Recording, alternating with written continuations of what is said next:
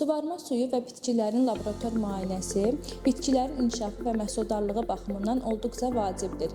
Bitkilərin laborator müayinəsi onların tərkibində zərərverici və xəstəlik törədən infeksiyaları, eləcə də qida maddələrinin balansını və inkişaf səviyyəsini, su nümunələrinin laborator müayinəsi isə onların mineral və makroelement tərkibini, pH səviyyəsini və bitkilərin suya olan doyumluluğunu təyin etməyə imkan verir.